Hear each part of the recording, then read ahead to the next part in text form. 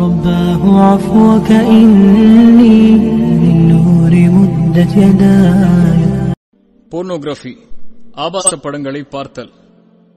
இன்றைய உலகில் தனிமனிதன் சார்ந்து எண்ணற்ற பிரச்சனைகள் உள்ளது. அதில் வெளிப்படாமல் மறைந்திருக்கும் ஒரு முக்கிய பிரச்சனைதான் ஆபாச படங்களை பார்க்கும் பழக்கம் உள்ளவர்களாக மனிதர்களில் பெரும்பாலான மக்கள் இருப்பது.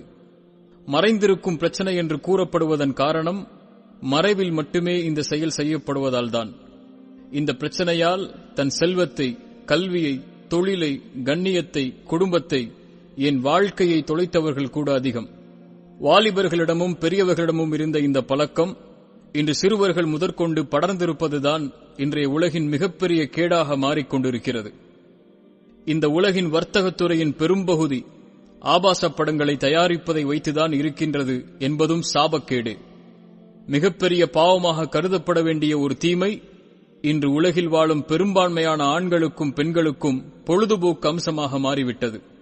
இந்த உலகில் பலர் இந்த செயலில் ஈடுபட்டாலும் இந்த குற்றத்திலிருந்து எப்படியாவது வெளியேறி விட வேண்டும் என்று சிரமப்படும் மனிதர்கள் அதிகம். உண்மையில் ஆபாச படங்களை பார்க்கும் பழக்கத்திலிருந்து வெளியேறுவது சிரமம்தான். ஏனெனில் இந்த உலகம் அதை சுற்றியே அமைக்கப்பட்டு விட்டது. இன்டர்நெட், சினிமா, இசை இவற்றின் பெரும்பான்மையின் அழைப்பு அதை நோக்கியே அமைந்திருக்கும் பொழுது எப்படி மனித சமூகம் இதை தவிர்ப்பது? ஒவ்வொரு வினாடியும் 30,000த்திற்கும் மேற்பட்ட மனிதர்கள் ஆபாச படங்களை பார்க்கிறார்கள். விபச்சாரத்தை குற்றமாக கருதும் பலர் கூட விபச்சாரத்தில் இருந்து உருவாகும் இந்த செயலை குற்றமாக கருதுவது கிடையாது. என் தோழனே, ஆபாச படங்களை பார்க்கும் பழக்கம் உன் சிந்தனையில், குடும்ப வாழ்வில், குறிப்பாக ஆன்மீக வாழ்வில் பெரும் பாதிப்புகளை ஏற்படுத்திவிடும். உன் நற்பிறப்பையே கேள்விக்குள்ளாக்கும் செயல் இது. எப்படி சிந்தனையில் பாதிப்புகளை ஏற்படுத்தும் தெரியுமா? ஒரு மனிதன் தன் சிந்தனையை எதை கொண்டு நிரப்புவானோ அதை கொண்டே இந்த உலகில் அனைத்தையும் உற்று நோக்குவான். இந்த ஆபாச படங்களில் மூழ்கி தன் சிந்தனையை அதை கொண்டு நிரப்புபவர்கள் சில சமயம் தன் தாயை கூட, ஏன் அவன் உடன் பிறந்த சகோதரியை கூட, இன்னும் தான் பெற்ற மகளை கூட தவறான பார்வையில் பார்க்க நேரிடும். அவன் வாழ்வில் எந்த ஒரு பெண்ணையும் அவனால் கண்ணியமான பார்வையில் பார்ப்பதே சிரமமாகிவிடும். மேலும் எப்படி குடும்ப வாழ்வில் பாதிப்புகளை ஏற்படுத்தும் தெரியுமா? இன்றைய உலகில் கணவனும் மனைவியும் சேர்ந்து ஆபாச படங்களை பார்க்கிறார்கள். இந்த உலகத்தில் சொல்லப்படும் ஒரு பொய் அதற்கு வழியை ஏற்படுத்துகிறது. ஆபாச படங்களை பார்ப்பது கணவன் மனைவியின் மகிழ்ச்சியான வாழ்க்கைக்கு வழிவகை செய்யும் என்பதே அந்த பொய். ஆம், கணவனும் மனைவியும் சேர்ந்து பார்க்கும்போது வெறும் பணத்திற்காக மருந்துகளை எடுத்துக்கொண்டு தன்னை அலங்கரித்துக் கொண்டு பொய்யாக நடிக்கக்கூடியவர்களைப் போன்று உண்மையாக வாழ வேண்டும் என்று முயற்சி எடுக்கின்றார்கள். இறுதியில் அம்முயற்சி தோல்வியை தழுவுவதே மனமுறிவுக்கு அடிப்படை காரணமாக அமைகிறது. இந்த ஒப்பீடே அதிருப்தியை அவர்களுடைய வாழ்வில் ஏற்படுத்தி விடுகிறது. இன்னும் பலர் திருமணம் இந்த பழக்கத்திற்கு முற்றுப்புள்ளி என்று எண்ணுகிறார்கள். ஒருபோதும் அல்ல. ஒருவன் இந்த பழக்கத்திற்கு அடிமையாகிவிட்டால், அதிலிருந்து விடுபட முயற்சி இல்லை என்றால் மரணமே அதன் முற்றுப்புள்ளியாக அமையும். இறுதியாக, குறிப்பாக ஆன்மீக வாழ்வில் எவ்வாறு பாதிப்புகளை ஏற்படுத்துகிறது என்று பாருங்கள். இந்த உலகத்தில் செய்யப்படும் எந்த ஒரு தீமையும் படைத்த இறைவனை விட்டு ஒரு மனிதனை தூரமாக்கும். அதுவும் ஆபாச படங்களை பார்க்கும் பழக்கம் இறைவனுக்கும் அந்த மனிதனுக்கும் இடையில் ஒரு பெரிய தடையை ஏற்படுத்திவிடும். ஆபாச படங்களை பார்க்கும் யாராக இருந்தாலும் தன் தாயோ தந்தையோ அருகில் இருந்தால் பார்ப்பார்களா? ஏன் அவர்கள் தன்னை கண்ணியமாக கருதுகிறார்கள்? அவர்கள் நான் பார்ப்பதை பார்த்துவிட்டால் என்னை தண்டித்து இழிவாக பார்த்து விடுவார்கள் என்ற பயம்தானே. ஏன் உங்கள் சகோதரி அருகில் இருந்தால், உங்கள் ஆசிரியர் அருகில் இருந்தால், உங்கள் குழந்தை அருகில் இருந்தால், உங்கள் வேலையாள் அருகில் இருந்தால் பார்ப்பீர்களா? ஒரு அறையில் ஜன்னல்களை அடைத்துவிட்டு, கதவுகளை தாளிட்டு, விளக்குகளை அணைத்துவிட்டு இருளில் ஆபாச படங்களை பார்க்கிறீர்கள். வெளியில் காலணி அணிந்து கொண்டு உங்களின் தாய் நடந்து வருகிறார்கள் என்றால் என்ன செய்வீர்கள்? அந்த காலடி சப்தத்திற்கு பயந்து நீங்கள் வெட்க உணர்வை கொண்டு பார்ப்பதை மாற்றிக்கொள்வீர்கள். அப்படித்தானே? ஜன்னல்களை அடைத்துவிட்டு, கதவுகளை தாளிட்டு, விளக்குகளை அணைத்துவிட்டு இருளில் ஆபாச படங்களை பார்க்கும் நேரத்தில் உங்கள் இறைவன் உங்களை பார்க்கவில்லையா? இந்த இருளோ கதவுகளை அடைத்திருப்பதோ அவனின் பார்வையை, கண்காணிப்பை தடுத்து விடுமா என்ன? உங்கள் தாய் தந்தைக்கு, சகோதரிக்கு, பிள்ளைகளுக்கு, வேலையாளுக்கு, ஏன் உங்கள் தாயின் காலணி சப்தத்திற்கு கொடுக்கும் வெட்க உணர்வை ஏன் படைத்த இறைவனுக்கு கொடுப்பதில்லை? உங்களை பார்ப்பவர்களில் கடைசி தரம் உங்கள் இறைவனுக்கா? இறைவன் கூறுகிறான், கேளுங்கள். அவன் செய்யும் இந்த துஷ்ட காரியங்களை நிச்சயமாக இறைவன் பார்க்கிறான் என்பதை அவன் அறிந்து கொள்ளவில்லையா? மேலும் இறைவன் கூறுகிறான், நிச்சயமாக வானங்களில் உள்ளவைகளையும் பூமியில் உள்ளவைகளையும் அவன் அறிகிறான் என்பதை நீ பார்க்கவில்லையா? 3 பேரின் ரகசியத்தில் அவன் 4ஆமவனாக இருக்கின்றான். இன்னும் 5 பேரின் ரகசியத்தில் அவன் 6ஆமவனாக இருக்கின்றான். இன்னும் அதைவிட மிக குறைந்தோ அதைவிட மிக அதிகமாகவோ அவர்கள் எங்கிருந்தாலும் அவன் அவர்களுடன் தான் இருக்கின்றான் என்று. மேலும் இறைத்தூதர் சொன்னார்கள், திகாமா அளவு நன்மைகள் இருந்தாலும் நாளை மறுமையில் தூசிகளாக மாற்றப்படும்.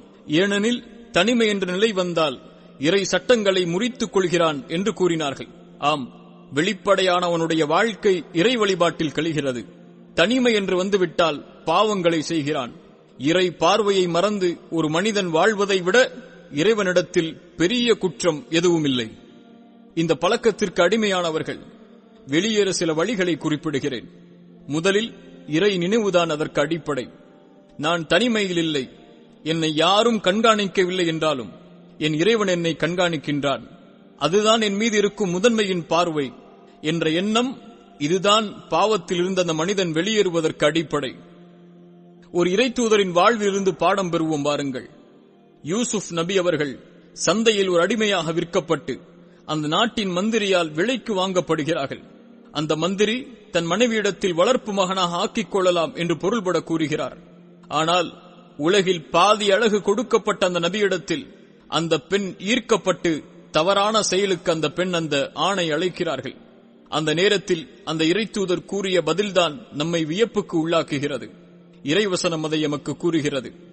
அவர் இருந்த வீட்டின் எஜமானி அவரை காதலித்து தன்னை அலங்கரித்துக் கொண்டு எல்லா கதவுகளையும் மூடிவிட்டு தன் விருப்பத்திற்கு இணங்குமாறு அவரை வாரும் என்று அழைத்தாள்.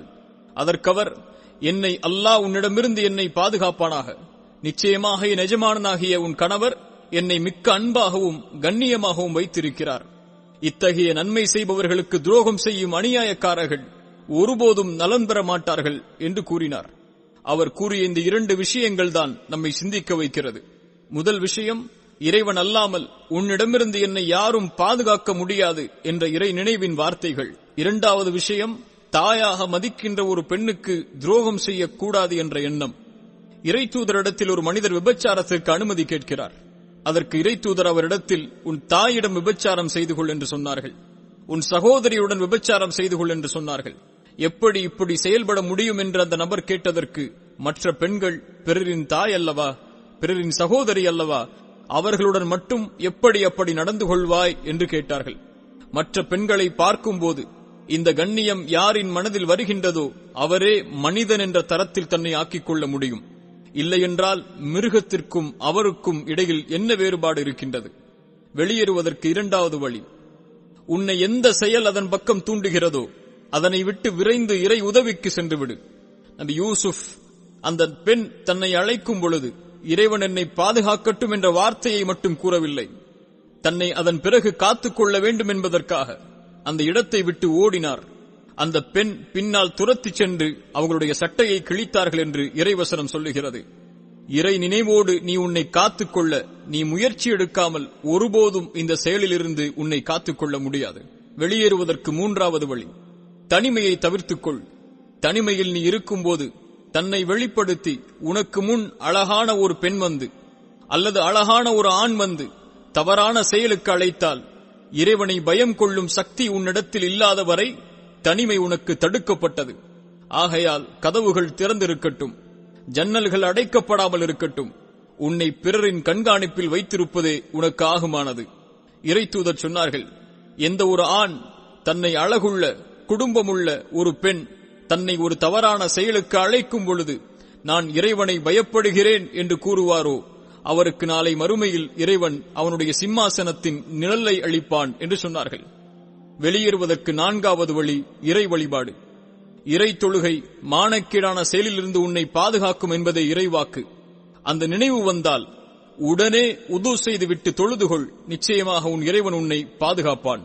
இறுதியாக சிறந்த தோழமையை அமைத்துக் கொள்ளுதல் இதிலிருந்து நம்மை பாதுகாக்கும். உன்னை சுற்றிலும் இறை பயம் கொண்ட நல்லொழுக்கத்தை பேணக்கூடிய நல்ல நண்பர்களை வைத்துக்கொள். என் நண்பன் அந்த பாவம் செய்கிறான், நான் செய்யவில்லை என்பது அந்த பாவத்தின் மீதுள்ள வெறுப்பை உனக்கு நீக்கிவிட்டது. விரைவில் ஆதலால் நீயும் அதில் ஈடுபடுவாய். மேலும் குறிப்பாக ஒன்றை கூறுகிறேன், உங்கள் சிறுவர்களை, வாலிபர்களை கண்காணியுங்கள், உங்கள் பிள்ளைகளை கண்காணியுங்கள். அவர்கள் எதனை பார்க்கின்றார்கள், யாரோடு பழகுகின்றார்கள், எதனை பயன்படுத்துகின்றார்கள் என்று கண்காணிப்பது ஒருபோதும் தவறல்ல. ஒரு காலம் அவர்கள் இந்த செயலில் மூழ்குவதற்கு நீங்கள் ஒரு காரணமாகி விடாதீர்கள். ஏன் இவ்வாறு கூறுகிறேன் என்றால், இந்த உலகில் சிறுவர்களும் வாலிபர்களும் இந்த பழக்கத்திற்கு அடிமையாவதற்கு காரணமே பெற்றோர்கள்தான். ஆம், கணவன் மனைவியின் இல்லற உறவை பாடலாக, சினிமாக்களாக, குடும்பத்தோடு கண்டுகளித்து சிறுவர்களின், வாலிபர்களின் இதயத்தில் இந்த குற்றத்தை செய்ய தூண்டும் செயலுக்கு தூண்டுவது வேறு யார்?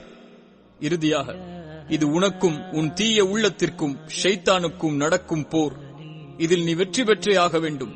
உன் ஆண்மை அதை சார்ந்திருக்கிறது, உன் கண்ணியம் அதை சார்ந்திருக்கிறது, உன் குடும்ப வாழ்க்கை அதை சார்ந்திருக்கிறது, உன் வாழ்க்கை, உன் மரணம் அதை சார்ந்தே இருக்கிறது. நாளை மறுமையில் சொர்க்கம், ஏன் உன் இறை பொருத்தம் அதை மட்டுமே சார்ந்திருக்கிறது.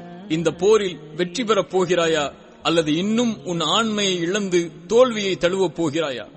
முடிவை உன் கையிலே விட்டுவிடுகின்றேன்.